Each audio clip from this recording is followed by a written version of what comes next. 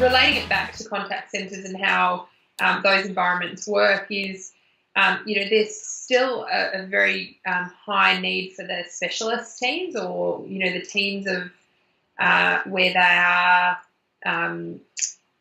they've got account ownership and they're dealing with individual customers. Yes. Because it does lend itself to building that relationship, and the outcomes are so much more effective. They have that the classic portfolio management. Yeah. And it's for exactly that reason. Some people moving towards it. I think it really depends on the level of conversation that you're having, and whether you're actually achieving the objective of having your business set up. Well, absolutely. It's the modern form of customer experience, and where that's heading is the key to great customer experience is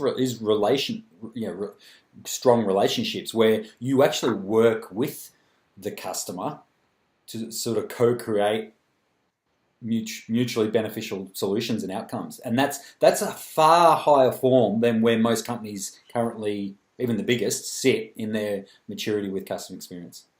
So let me ask you this. If you had a portfolio of customers that you look after, you're in the contact centre and you've got your portfolio of customers, would you connect with them on social media and interact with them that way? Totally. Yeah. Totally. Because you get it. What the feel for most organisations. So if I individually did that, connected with you, because most of the time it's my brand connects with you. Yeah. But I think there'd be a little bit of controversy about me connecting with my clients individually. Well, it depends on the industry, the nature of who the customers are, and so I think in a B2B context, totally, that's a no-brainer. What if it was Shelley, Flett, the individual, and I'm the contact centre person, I'm your contact with the business, but me personally connects with you personally? Well, it depends on what service is it, because if it's something where we do have regular contact and it needs regular contact and servicing of you as a customer from me as, say, the portfolio manager. But even just from a relationship building perspective, so outside of what we do, even just from a relationship building perspective, and then what are the implications with that from an employee contractual side? Oh, who knows? All I know is that I would... If it's someone that where we have a rapport, and we have a relationship and of mutual trust that's been built over, the quality of servicing to you to service your needs.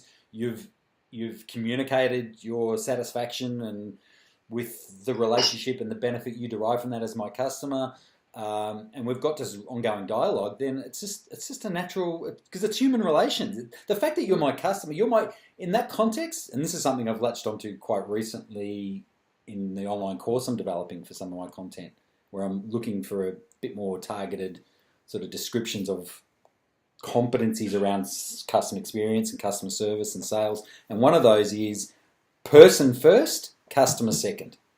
So the way I actually view you, if you want to kick it into a whole nother level, is you're a person first and foremost, and I'm going to treat you as such. The fact that you're my customer is, and if I see you as a customer, and even that's my internal dialogue, and even how I treat you, and keep these barriers there, it's because as a customer, I see you as a commodity to be used. There's value to be extracted. And so that's actually about me. Yeah. And to be honest, if you can genuinely care and make it about you and what's going to work for you, and I've got good products, services, and myself as part of that equation to give you value, then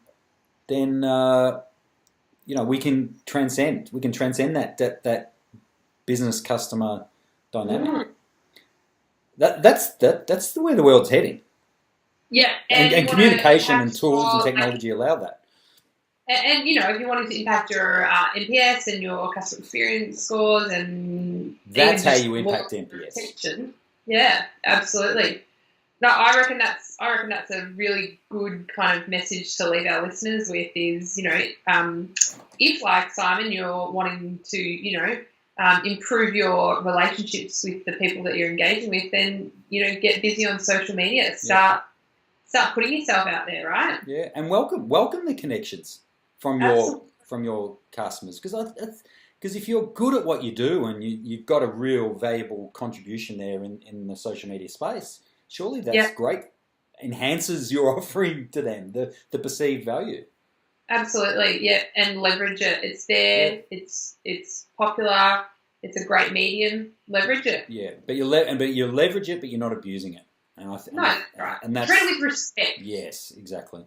Yeah. So, Shelley, the final thing, going back to where we started, it was when you talked about the contact center, the context there of, and it's seen like telemarketing, outbound, traditional dodgy outbound telemarketing versus, inbound.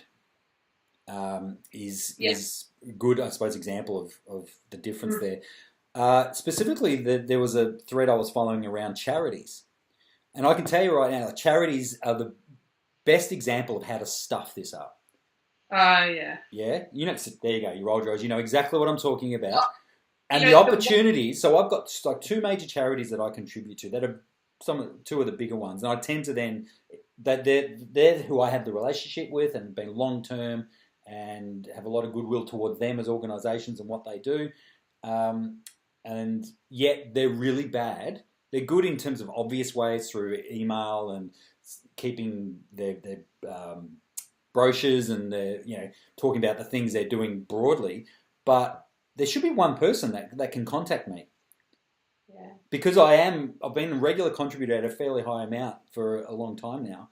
And instead I get exposed to, sometimes it's amazing and sometimes it's really dodgy and they're trying to hit me up for more funds. Yeah. I had to stop someone the other day from one of the company charity I'm giving has been, as I said, long term. And they were just pitching. They're on the phone just pitching, doing their script. I actually had to stop him and cut through and go, look, just leave it. Can we have a proper conversation?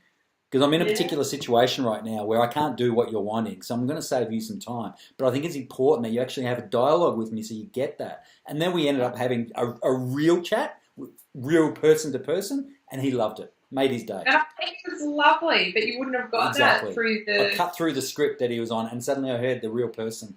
And what I love about that is what you mentioned before. You've got to start with the person and then what they do and what the purpose is. I think that's fabulous. It's a really good example of that. Because the risk is, if you're going to treat me as just another commodity to be used as a customer, then at some point I'm going to get tired of your process of how you're managing me in this, and it's going to diminish.